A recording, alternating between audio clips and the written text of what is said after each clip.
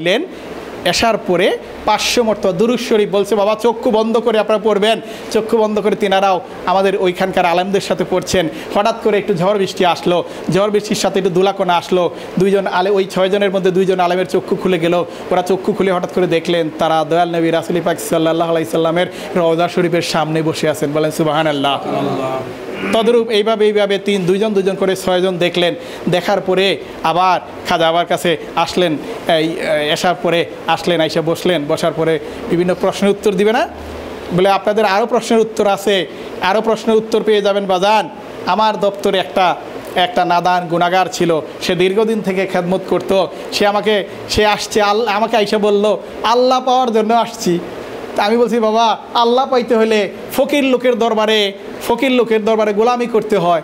12 বছর গোলামি করার পরে বলছে বাবা আমি কবে আল্লাহ পাবো? কইছে আরও 12 বছর গোলামি করেন। তারপরে বলল আরও 12 বছর গোলামি করে, এবার 36 বছর পড়ার পরে বলল বাবা আমি তো আল্লাহকে পাইলাম না। বললো তাই নাকি? আচ্ছা ঠিক আছে, আপনি এক কাজ করেন, আজকে এশার নামাজ পড়বেন না পড়ে ঘুমিয়ে যাবেন। লাগছে নি পেস?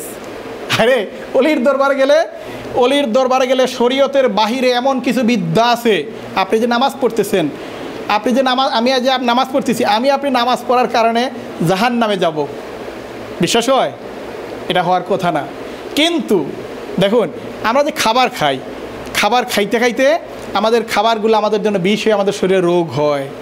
আমরা যে নামাজ পড়ি, ভুল নামাজ পড়তে আমাদের গুনার বদলে সওয়াবের বদলে গুনাহ হয়। তাইলে গুনাহ অর্জন করলে কি বেহেশতে যাবো না দোজখে যাবো? তবে এটা সত্য, নামাজ বেহেশতের চাবি। একজন লোক দীর্ঘদিন থেকে তিনি দান খয়রাত করতেন এবং মানুষের কল্যাণকর কাজ করতেন, কিন্তু নামাজটা পড়তেন না। তিনার ওফাতের পরে ফেরেশতারা ওনাকে আল্লাহ পাক ওনাকে বেহেশতে দান করছেন। ফেরেশতারা নিয়ে গেছেন বেহেশতের দরজায়। যাওয়ার পরে বললেন বাবা, পরে ফেরেশতারা বলল বেহেশতের দরজা বন্ধ কেন? ওই লোক বলল বেহেশতের দরজা বন্ধ কেন? ফেরেশতারা বলল কেন? বেহেশতের চাবি আনেন নাই? নামাজ বেহেশতের চাবি, বেহেশতে যাইতে হলে নামাজ লাগবে, দায়মি নামাজ, যেই নামাজ আল্লাহকে রাজি এবং খুশি করা যায়। যেই নামাজ মানে হচ্ছে কি মেহরাজ। কার সাথে মেহরাজ? যিনি সৃষ্টি করেছেন তিনার সাথে মেহরাজ। সেজদায় পড়ে রফিক মিয়া আজকে 100 টাকা কম দিছে রে বো, হ্যাঁ অমুকের বাড়িত যাইতাম, আসলাম বাজারও কি তৈব, বউয়ে কইছিল লতা নিতাম, মায়ে কইছিল, বন্ধুয়ে কইছিল লতা নিতাম। এই নামাজ পড়ে আপনি বেহেশতে যেতে পারবেন না। এটা মনে রাখতে হবে। সেই নামাজই আপনাকে বেহেশতে নিবে যেই নামাজের সাথে মেহরাজ হয়, আল্লাহর সাথে হাসিল। যাই হোক, আমরা কোথায় ছিলাম? আমরা ছিলাম হচ্ছে ওই যে পীর বলছিলেন বাবা